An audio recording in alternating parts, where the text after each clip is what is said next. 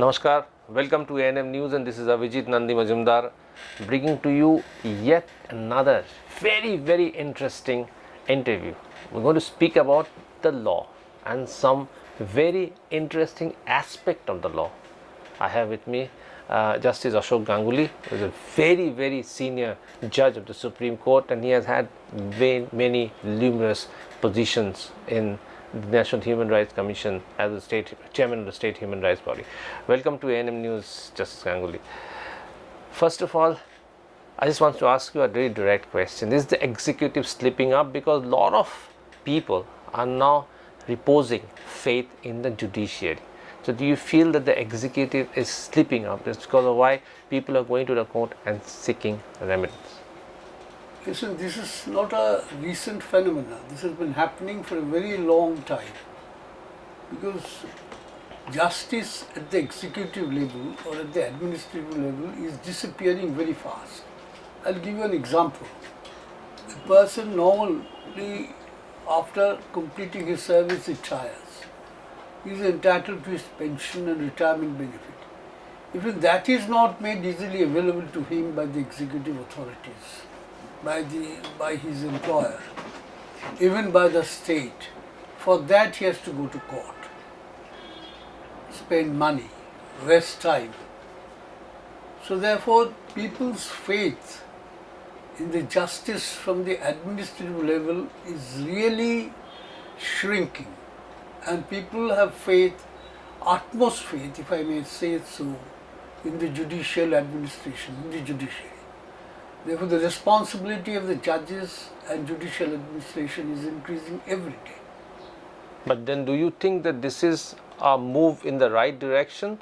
Because no, certainly not. The judiciary is not in a position to manage this huge burden.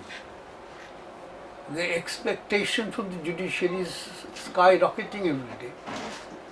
Very often judiciary cannot fulfill these expectations, despite their best efforts. But then in that situation, the cases drag on for quite some time, isn't it? Yes, naturally the cases drag on for very many reasons. I'll give you one by one the reasons as it appears to me. First of all, the judge-litigant ratio in our country is the weakest. No, I'm not talking about that. What I'm asking is, in a situation, in a hypothetical situation where somebody is aggrieved with the state government not getting a job, or maybe applying for an exam and not getting it, feels that is not done in a proper manner, he goes to the judiciary. But do you think that judiciary is in a position to give him remedial measures within a stipulated time? No, that is what I'm trying to answer. In order to give measure within a stipulated time, it requires time. Each case takes its own time. But judiciary is outnumbered by sheer number of cases which is coming before the court. The number of cases which are filed before the court and the number of cases which are disposed of by the court do not match. That is the reason is that there are very few judges as against the people. It's a nation of 140 crores. As against the judges, the number of judges is very few, and that too, if I may say so, the vacancies which are already there, the sanctioned vacancies are not filled up. The judiciary has to work with a 60% strength of its sanctioned vacancies. It is already, as I've told you, the ratio is poor. As against that, as against the sanctioned vacancy of the judges, the seats are not filled up for various reasons, and one of the reasons is the way the executive is functioning. They are dragging their feet over nomination over persons who are to be appointed judges. Say for instance the Calcutta High Court. For the last 5 years or so, not a single member from the bar has been appointed judge to Calcutta High Court. It has never happened in the history of Calcutta High Court, and it is affecting the efficiency of the Calcutta High Court. This is true of many other high courts in the country. Do you blame the government for that? Of course, the government is not clearing names. Names are pending before the government for years, for months, for years, and the state government has to take drastic measures, has to threaten them with contempt for clearing the names. This is one aspect, not clearing the names, not filling up the declared vacancies. The other thing is the government is passing laws right, left and centre. As soon as you pass laws, your rights under the laws are sort of dealt with, then people are expecting their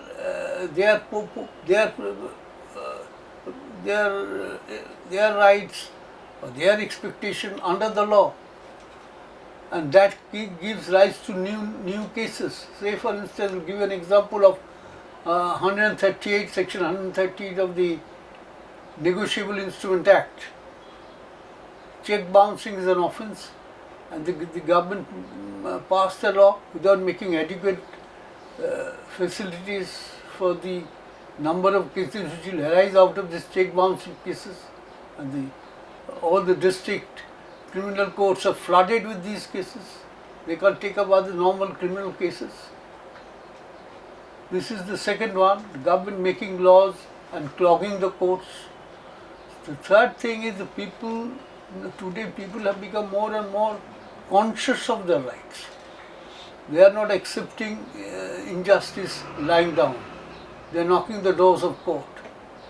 And in many cases the courts are giving a very, if I may say so, proactive, taking a proactive role and giving a very good, very important expansion by their judgment, expansion of persons' rights, citizens' rights.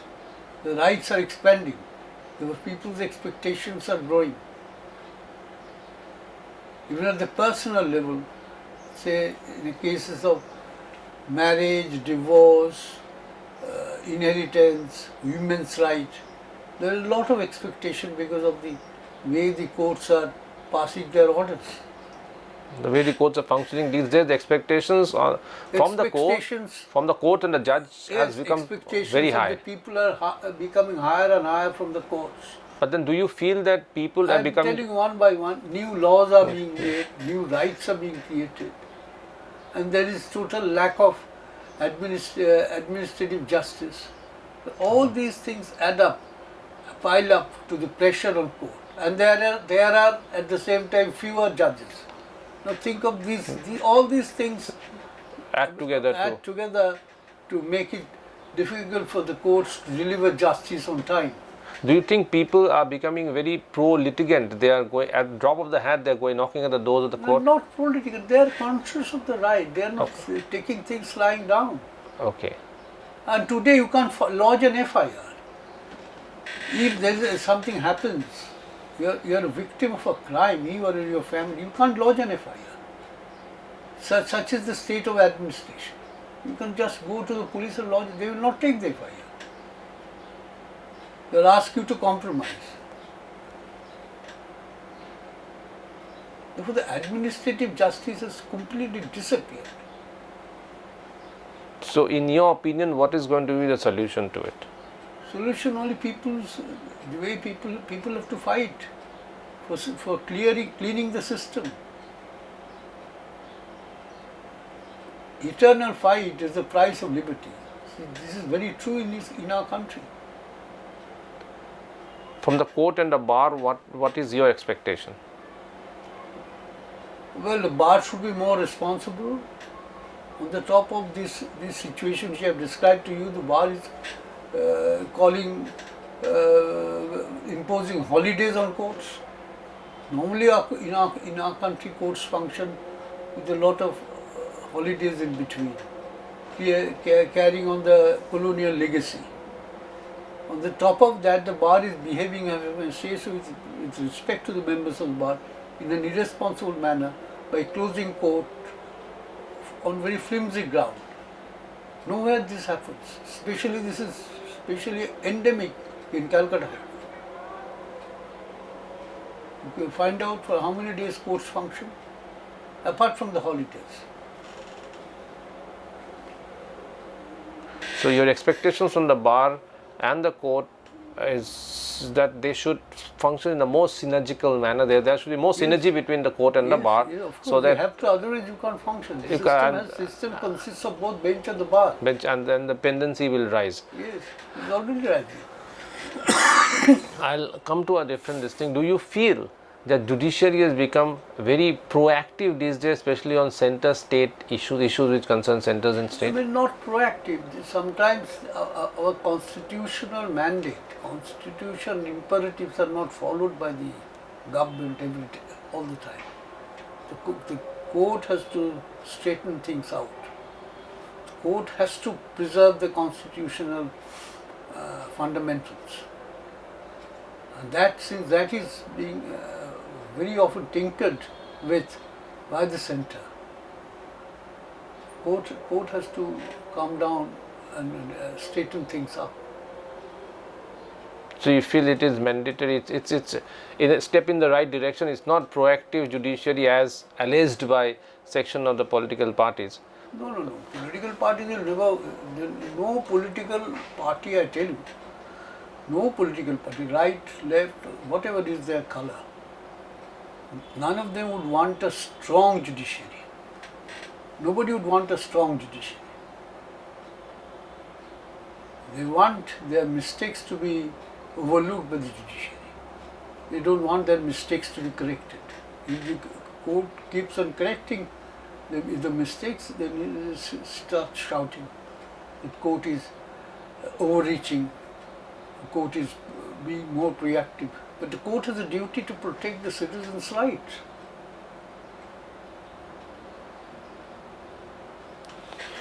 In that case, how do you react to the charges of some political parties that a few sections in the judiciary have a political bias? This is wrong. This is not a new charge. This has been, you should think of those, when Mrs. Indira Gandhi was the Prime Minister, and she wanted to do, in her view, some social reforms. The judiciary stepped in and tried to correct that these are not in accordance with the constitution. She clearly, through her minister, demanded a committed judiciary and imposed the emergency, curtailing people's right. So this is nothing new from the executive in our country. There are very few political leaders who accept the judicial verdict with grace. Very few. See, this has been a phenomenon which has been going on for quite some time, Yes. accusing judiciary of political bias. Yes. Always this, you see, this is coming from the ruling party. And when the same ruling party goes in the opposition, they rely on judicial verdict. The same opposition party. Okay. When the same Mrs. Gandhi was in the opposition and had to receive summons, she came to Darjeeling, stayed there, received the summons within the jurisdiction of Calcutta High Court, so that she can file proceedings in Calcutta High Court, which was more liberal those days. It's still a liberal court.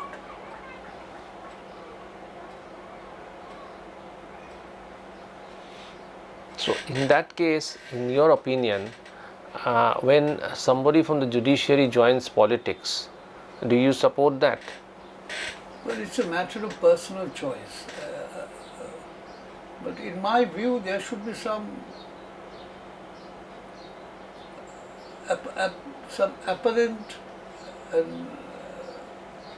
situation which should not lead people to feel, or will not allow people to guess that this learned judge which has joined politics was already biased in favor of the party which he joins. The judiciary is a matter of faith and trust. People's faith and trust must not be destroyed. So the judges must behave in such a fashion that people may have faith in the system. People have faith in the judiciary. Still people have faith in judiciary. Still by and large.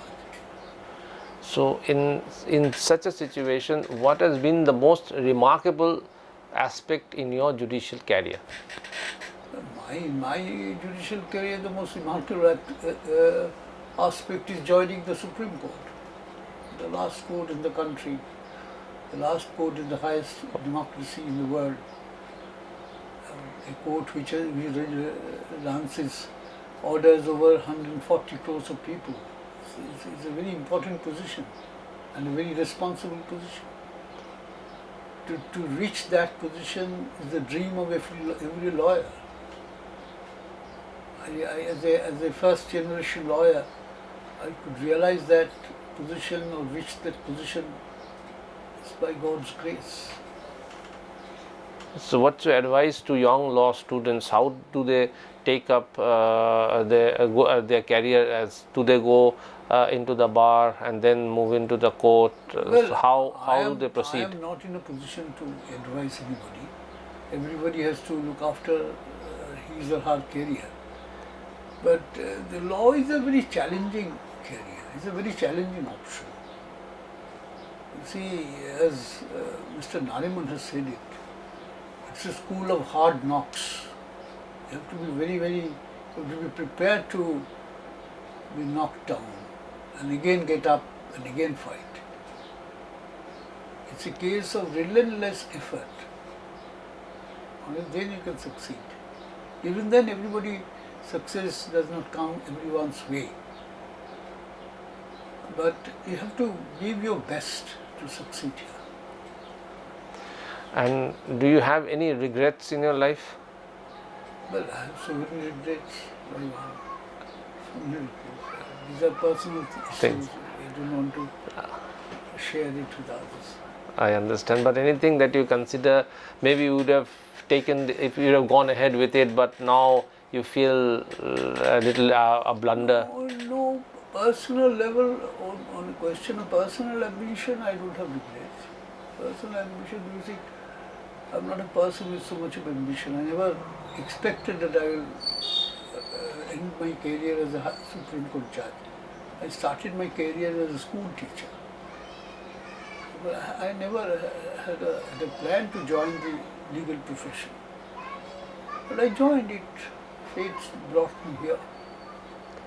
And ultimately the place where I landed up. My efforts were there, but only my efforts were not the thing which took me there. Maybe the good wishes of my parents and my friends, my seniors, all these things combined together to help me to reach there. And there was ultimately some help from the Almighty. Did you plan to join politics ever? No. I think the level of ethics in the present day politics is so low, I can't compromise with that. I would feel very, very uncomfortable in any political party.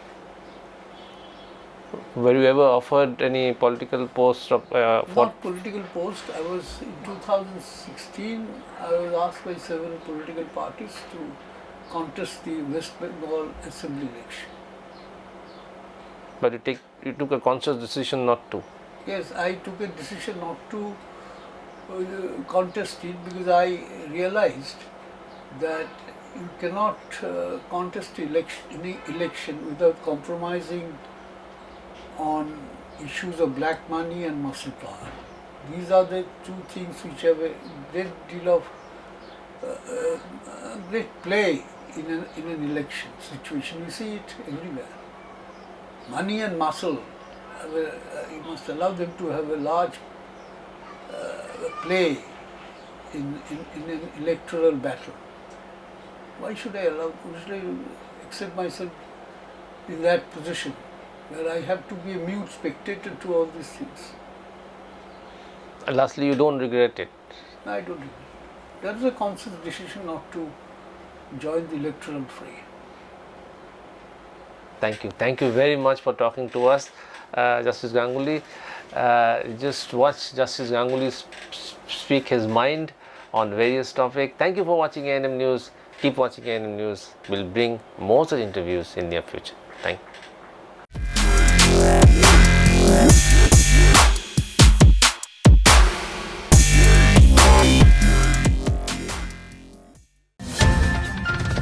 और खबरों के लिए subscribe कीजिए ANM news, bell icon दबाकर रहिए सबसे आगे।